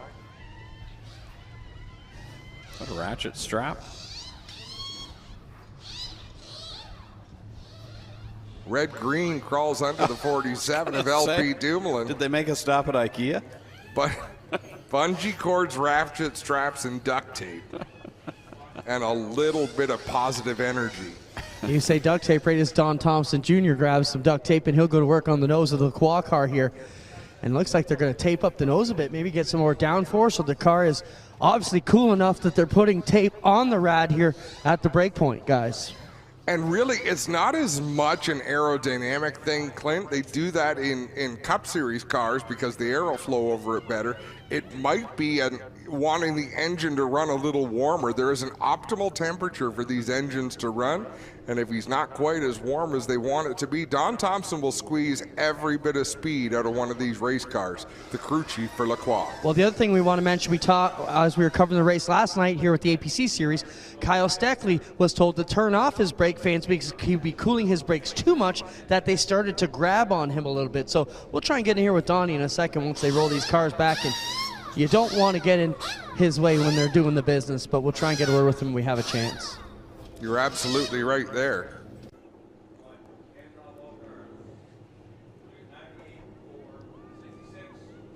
Noah Gregson there in the 30.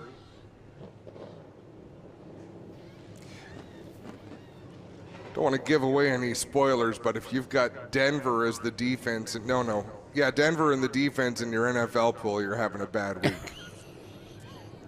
You've had a bad enough day for 2 weeks. Whatever points you scored elsewhere, you just gave them back. And if you're a Miami fan like me, that's the first hope you felt since there was a number 13 on the field. Yippee! I've loved racing since I was a baby. My parents met at a speedway, so I was meant to love car racing, but I love the fact that our season up here starts to wind down just as NFL is really ramping up. Couldn't be better. Football is the one sport where I don't have to have a favorite team to enjoy watching a game. Well, here's something I hate to do. Adam, you are 100% right. Donnie Thompson said exactly what you said. The motor was a tick too cool, and they're trying to get that optimum temperature. Clinton, be honest. Did that pain you to say that? Oh, I got a bellyache now, so bad. What a weekend it's been. What a season it's been. We've seen lots of action across this country. And I agree. My family and I went to New York City recently, and we thought, let's catch a Yankees game, because actually we go with a couple other families that my son plays baseball with. And we went and watched the Red Sox play the Yankees. I mean, great rivalry game. And I was kind of zoned out. Yeah. I enjoyed it. It was neat to be there, but it's got to be my teams. But you're right. I could enjoy an NFL game. Any football.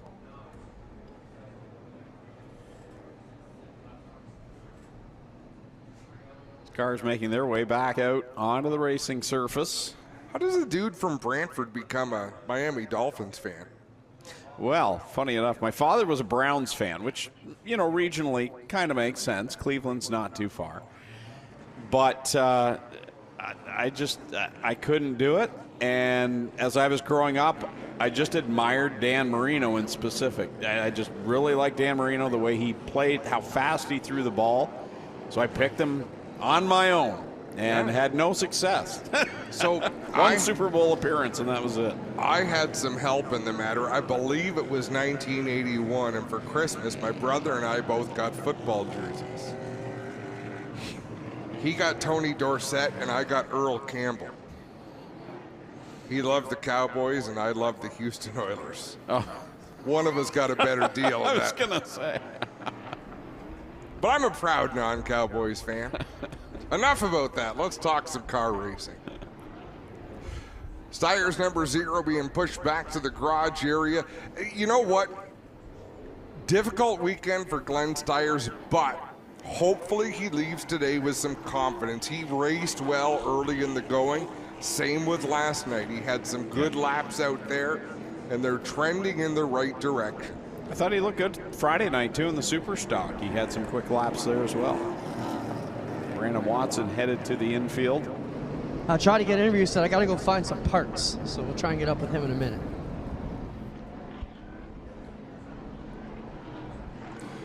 Well, there's plenty of cars to choose from back behind pit wall. So Trayton Lapsevich going to bring the field back to green.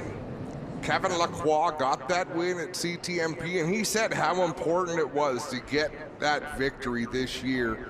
He's never gone winless. He's never had a season where he didn't win, and he didn't want to start now. And you don't want to get down to the last race and have to do it. That's a pressure-packed situation. Castrol has a big involvement this weekend here at the Speedway. Of course, the Castrol Great Canadian Race Weekend. So DJ Kennington has supporters here in the house. He'd love to get them to victory lane. As we said, his winning percentage here at Delaware, there's been 10 races in the Pinty Series. He has won 5 of them.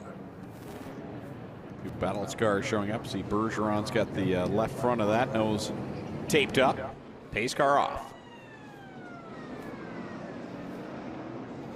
Mike Charest with the green flag in the air. Oh, trouble. Donald T. TJ Kennington make contact. All the repairs to Bergeron's nose have gone out the window. It's in pieces. Balkin goes around down in corner number 1. And wait and see if she'll roll off. And the caution. And that car was not fired. She finally got it fired just as the yellow came out. Noah Gregson brings a 30 car down pit road. He must have felt he suffered enough damage to warrant a trip down pit lane. But that restart, something happened between Donald Teague and DJ Kennington. Trayton Lapsevich brought the field slowly to the restart zone.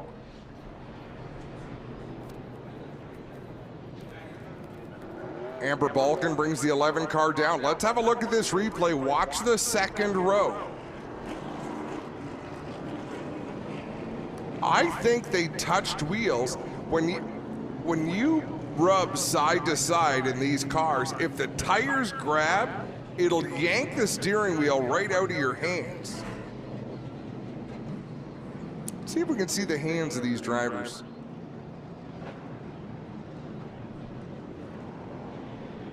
That was just all around an ugly restart. Amber Balkin going to pull the 11 car behind the wall. All the shroud and everything's dragging on the ground. All kinds of problems here for the 11.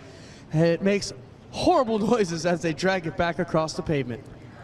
The JP Bergeron crew just pounding on that hood, trying to make repairs.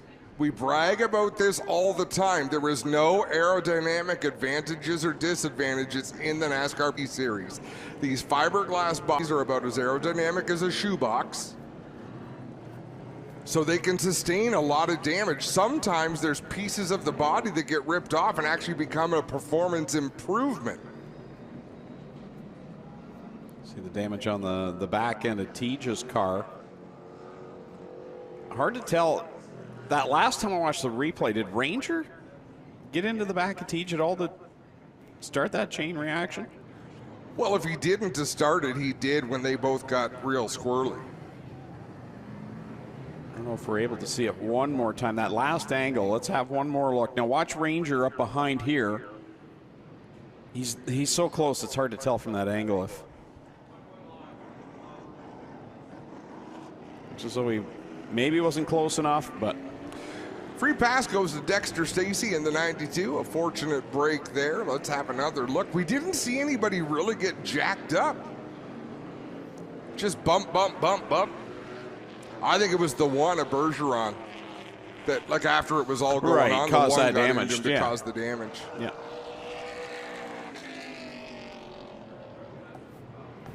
We got Amber Balkin here. Looking at the nose on the 11 car. Amber, not the way you wanted your Delaware race to go. You're having some fun out there, but tell us what took place that last incident. Yeah, the inside line just really checked up.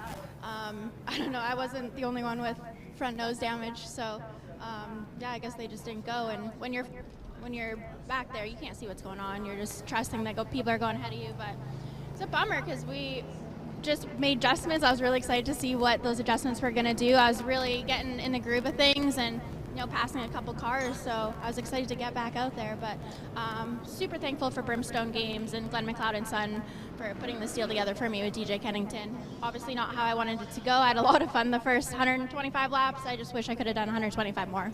Thanks, Amber. Amber Balkan, guys, with problems on the nose here. As you can see, it's mangled up. They've knocked the rat out, the Strat, and a whole bunch of other problems for the 11 car. She is looking for funding to go racing, which most of these teams are. But Greg, you mentioned it earlier. Amber Balkan is so engaged on social media. If you're a fan, if you're a supporter, reach out to her. She will message you back. The biggest part of branding right now in the world today is influencing. And she is a brand influencer. And the days of traditional marketing are changing to that style. And Amber does an excellent job with that. If you Google the name, I don't think there's too many of them.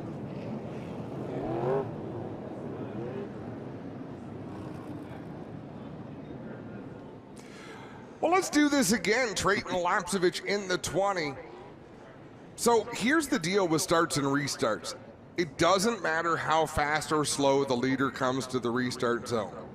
As long as they don't change speed, as long as you don't speed up, slow down, speed up, then it's a bit of a messy situation. But Trayton Lapsevich has every right to come to the restart zone as slow as he wants to. He sets this pace.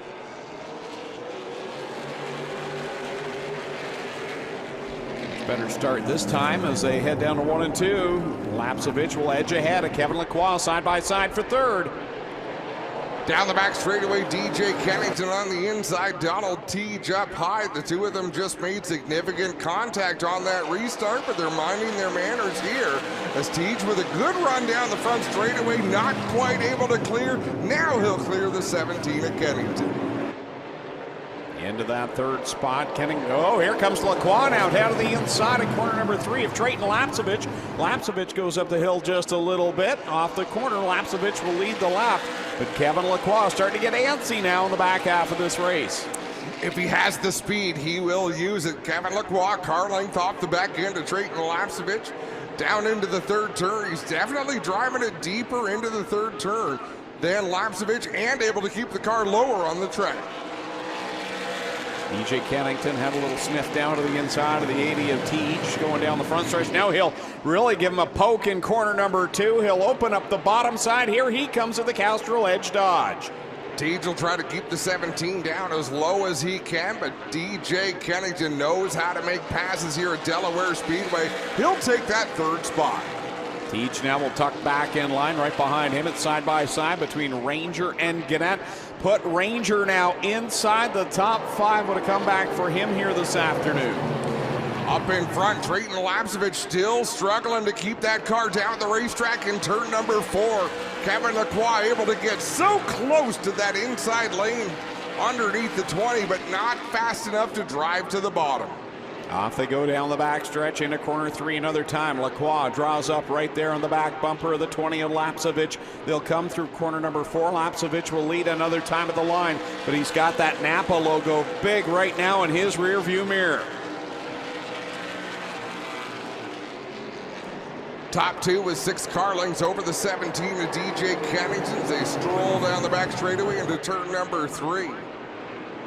Nose to tail, everybody around the racetrack right now. It's all a matter of keeping pace. Can you run as fast as the 20 of Lapsevich and the 74 of Kevin Lacroix, or do you pace yourself for a run to the finish and just ride around for the next 50 to 60 laps before it's time to charge to the checkered flag? You can feel the intensity now in that top spot for Trayton Lapsevich. So far, whether it was Steckley or Lapsevich, they look completely smooth, completely under control, and now you can feel it. You can see that Trayton Lapsevich is driving, using that rear view mirror just a little bit as they work it off the corner and put another lap on the board. 144 complete. 144 to go. Lapsevich has adjusted his line in 3 and 4. He's able to keep the car lower on the racetrack. The tires should be fully up to temperature now. But watch this. He's adjusted his entry into 3, and his exit of 4 is much lower than it was the first few laps after the restart. And he's putting a little bit of daylight between himself and Lacroix. Correct myself, there is 1:05 left to go. I had it right the first time. Trayton Lapsovich continues to lead. DJ Kennington now trying to track down the top 2 as they go down through 3 and 4 another time. The top 5 all there right now, nose to tail, as Ranger would like to get by Donald Teege. Now Teege has a little piece of that back bumper bouncing around off that 80 car. Oh, around goes Wallace Stacy. Ooh, and Dexter didn't lift. Dexter might have been the smart one. They hadn't gone yellow for a little while. Now they go yellow. You see the exhaust out the 66. So Wallace will get the car pointed in the right direction without losing another lap.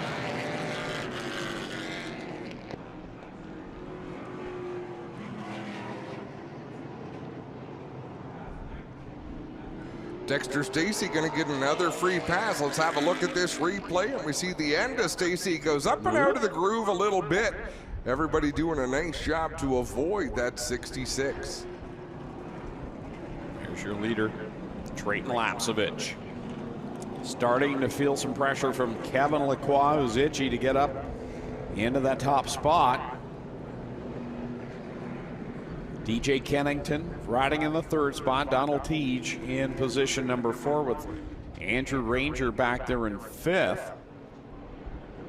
6th right now is Gannett. 7th, Neveu having a great run in the 24. 8th is Tagliani. 9th, I believe, is Bergeron, who's about to hit pit lane. Is Larry Jackson still in the lead lap? No, I don't believe so. So who would be behind? Noah Gregson? Would he be in 10th right now? Been a challenge this year with timing and scoring. As I believe Bergeron stayed on the lead lap. He's been in a few times now to try and fix this damage. See another roll of duct tape back out there. That's the end of the year. Use it up. They've got both ends of this. One car beat up, guys. The back end is punched in on it. You're seeing them work on the right side of the right fender in the hood right now. And then there's a look at the back end with a big hole punched in the rear bumper of that one too. Adjustment going in the right rear. And they're going to continue to work on this Dave Jacobs' own number 1. Well, they've got plenty of time. They'll have someone with the radio queued up warning them where the pace car is. Now a crew member kind of pointing that way, saying it's time to let him go, and JP Bergeron will rejoin the field. 1 to go, so Dexter Stacy will come around the pace car. I promise he will. Lights go out on the pace vehicle. Mike Hennig behind the wheel of it. A long-time official with the NASCAR Pinty Series. And if you've ever seen fisticuffs on pit road after races, he's almost always one of the ones in there breaking them up. That's not a job for everyone. Have a look at Mike Hennig. He'll understand why. He can look at you and make you put your hands up. There we go, back to the green flag. 99 laps left to go. See if Kevin Lacroix can contend with that number 20. Gets a decent run off of turn number 2, but Lapsovich clears him down the back stretch. Lacroix closes in on the back bumper, able to get to the inside, just not to get the power down as well as the 20. Teach there in that 3rd spot right behind Lacroix. We've documented his race all afternoon on pit road a few times in that number 80. He's got pieces flapping in the wind off the back, but he's right there in the thick of this in that 3rd spot, right there on the back bumper of the Napa Dodge. Side by side, Alex Gannett in the number 3 up on the high side. Andrew Ranger in the 27 down low. This is the kind of run Andrew Ranger needs in that GM Paillet number 27, as he is in the top 5 right behind DJ Kennington. You see, timing and scoring does have Jackson up in the 8th spot right now, if the board on our screen is correct. As he's now dropped to 9th right behind Neveu, so some drivers having good runs right now. Don't know why I ever doubted Larry Jackson.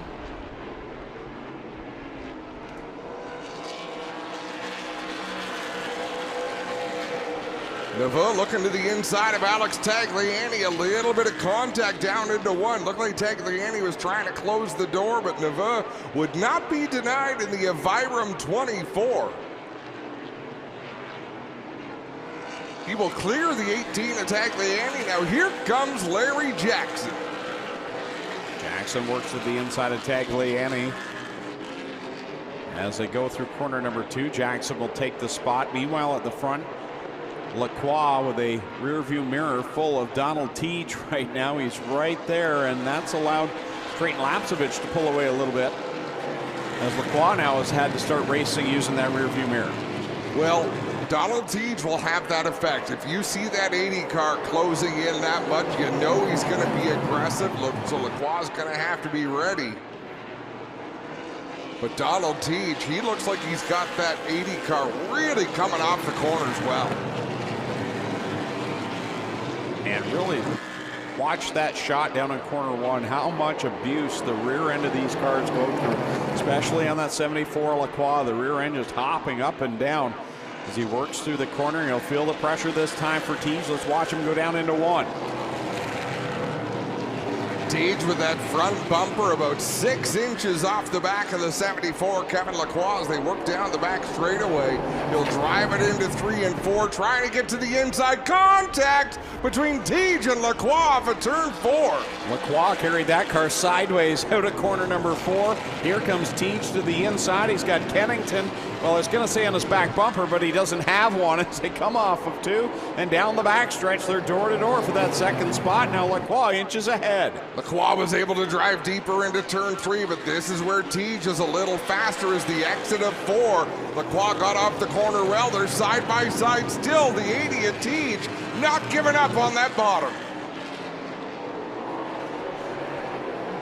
Down into corner 3 again, right up alongside the door panel of that 74 Napa Dodge as they come off of 4 at the line. It's Lacroix with a second spot. This has bunched things up behind these 2 drivers as now Ranger goes down to the inside of Kennington. He's looking for spot number 4. Side by side for the second spot, side by side for the 4th spot, but Kennington closes the door on Ranger. That bottlenecks things up behind him.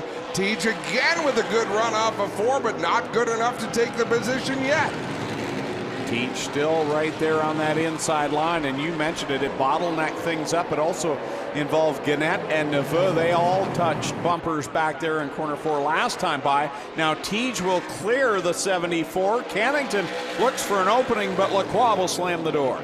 Lacroix not giving up. There goes Teach in turn number 1, and Andrew Ranger rolls to a stop, not able to avoid the sideways Teach.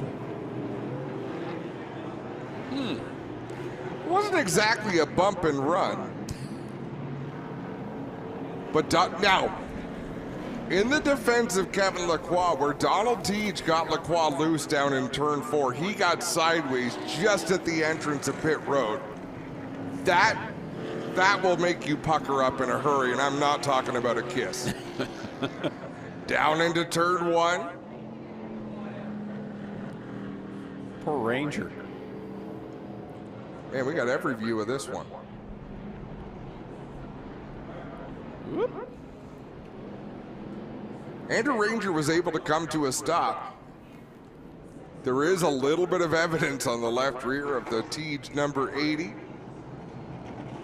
As Trayton Lapsevich in that 20, he's been out in front. Between he and Kyle Stackley, they have led pretty much all the laps here today.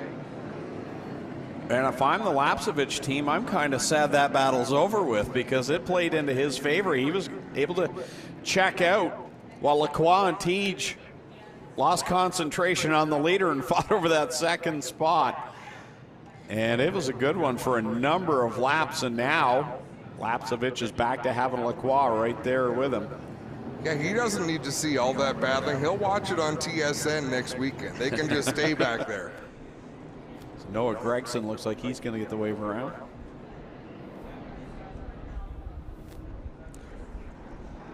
So third in points going into today was Alex Tagliani in the 18. LP Dumoulin was 4th, 3 points back. Kevin Lacroix was 5th, 18 points back of Alex Tagliani. So Kevin Lacroix has lots of reasons to want to be out here and be successful.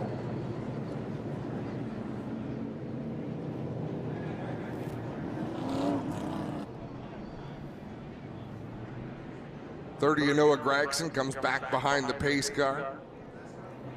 The free pass will get sent around when the 1 to go signal is given. And here comes Kevin Lacroix. He's heading down pit road.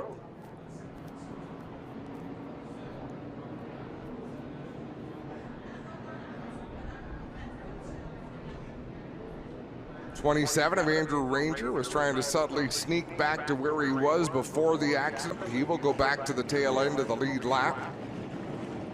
Let's see what this Lacroix crew is going to do. I can see Clinton Jeffrey is right on the scene. Oh, maybe he's going to be held.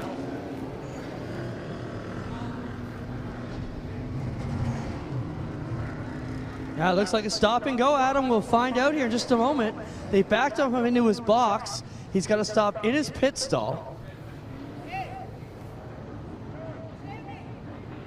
And now they're going to let him go. Don't understand a stop and go under yellow.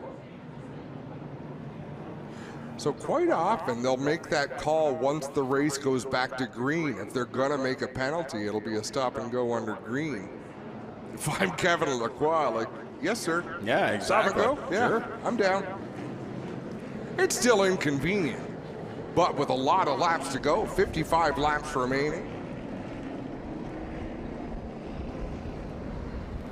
Pit road official not happy with the 74, said if he points his car at me again, he won't be racing for a long time. So Lacroix not happy, the official's not happy, but we're going to go back to it. Yeah, it was a bit of a close call when he brought it in.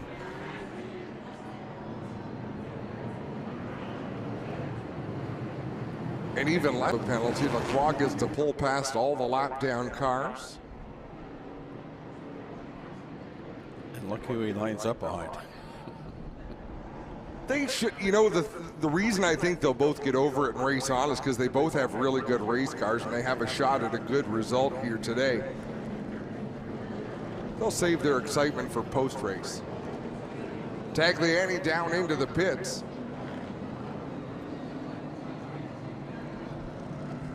Yeah, guys, they are lifting the car up. They've got jack stands in place. They've got a handful of wrenches here, and when they get this one up, it looks like they'll be going to work. Possibly a battery issue for the 18. Looks like they're going to. Give us a second. We'll find out exactly for you guys. It could be a battery. It could be a spring rubber. Nah, it looks like they're going to work on the battery.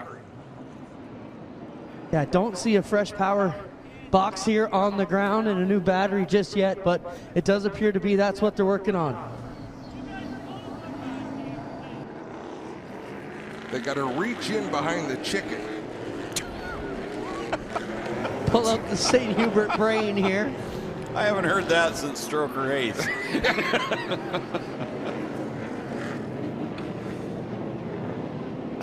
And I wasn't talking about Alex. I'm talking about the image of the chicken just behind the number. So DJ Kennington going to restart from the second position.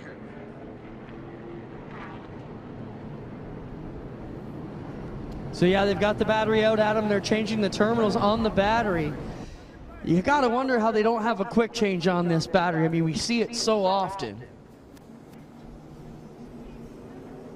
Now they're yelling for a 7/16, so they'll work on this battery situation. So that's what's going on here with Tagliani. Wow, Navo really got squirrely there on that restart.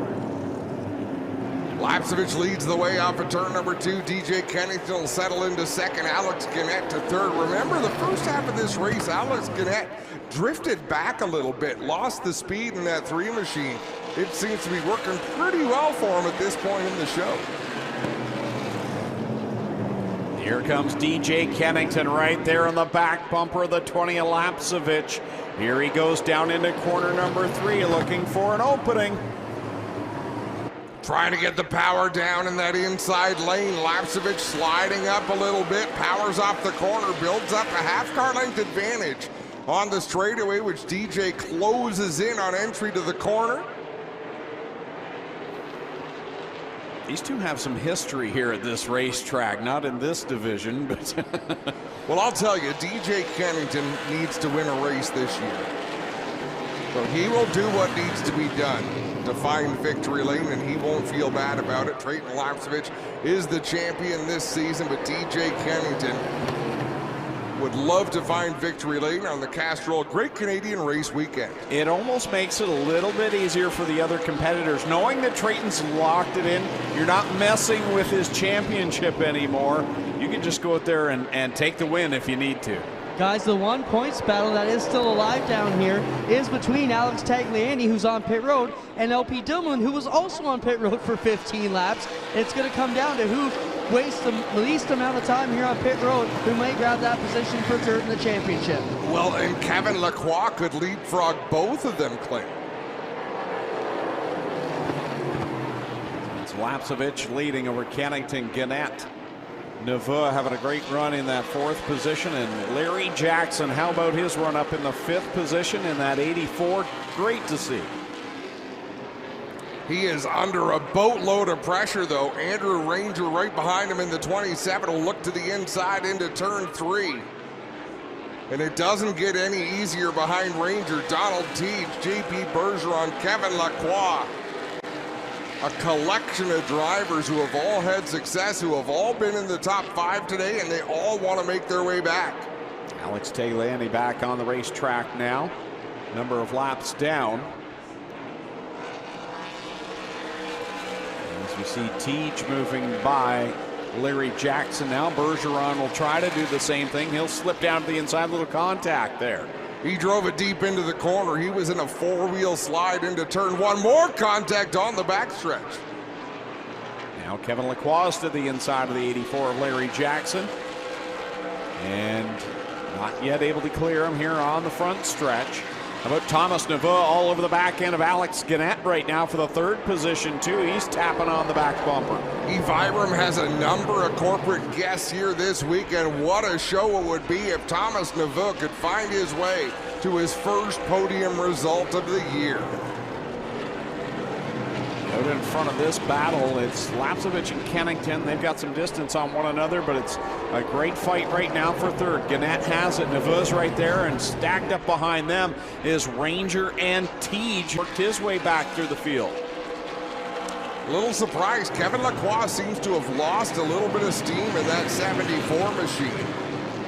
He was battling with the race leader not 50 laps ago, and now he's struggling to keep up with this chain of cars moving forward. Andrew Ranger and Donald Teague on their way to the front, and Kevin Lacroix struggling to keep pace. Ranger gave Neveu there a little how do you do down in corner number 4. Sends that 24 car a bit sideways. Ranger wants to get moving now. They'll drive to the inside of Thomas Neveu. Neveu, I think, was opening the entry to turn 3 to try to get a run off of turn 4. Ranger saw the opportunity, drove to the inside. They made contact halfway between the turn. They lose some ground to Alex Gannett. Neveu has the spot. Ranger wants it. Teague is all over his back bumper as well. Bergeron behind them with Lacroix. Great 5-car fight right now, all happening behind the 3 of Gannett. They work down the back stretch another time. Donald Teague drives it deeper into the turn than Andrew Ranger, but Andrew seems to accelerate earlier than Teague to the center of the corner. Interesting to watch all these drivers with a little bit different approach to the turns here at Delaware Speedway, and now Thomas Neveu pulling away from Ranger and closing back in on Alex Gannett.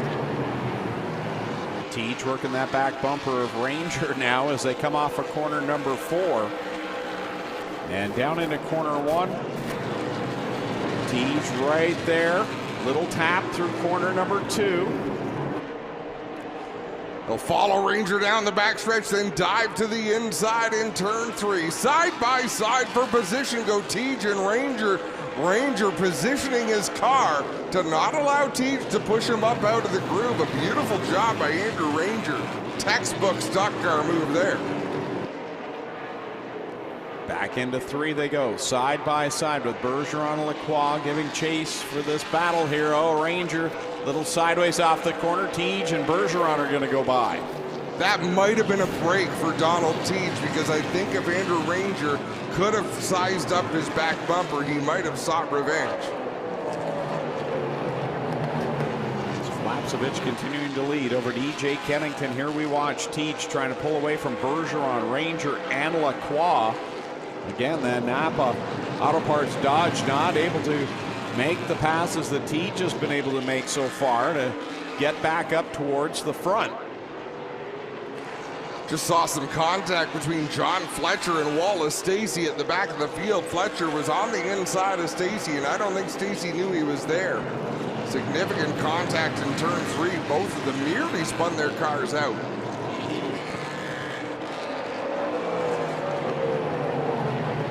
Bergeron with all sorts of tape holding the nose of that car together. Ahead of Ranger and Lacroix. Had a good afternoon. Right now riding in that 6th position, and really most of that damage, he was in a matter of circumstances there. That wasn't by any fault of his. Had a good clean race going, but he's rallied back here to the 6th spot. John Fletcher on pit road. Oh, trouble. Wallace Stacy goes around a huge cloud of smoke in turn number 2. Gannett lets off. To the inside goes Neveu. He'll take the spot. Here comes Bergeron to the inside of Teej. Bergeron gets into Gannett. Gannett goes around, just misses the end of the pit road wall there. And I'm telling you, there is a special feeling a driver gets when you lose control in a spot that's that close to the butt end of a wall or a serious impact. It gets your attention, and not in a good way.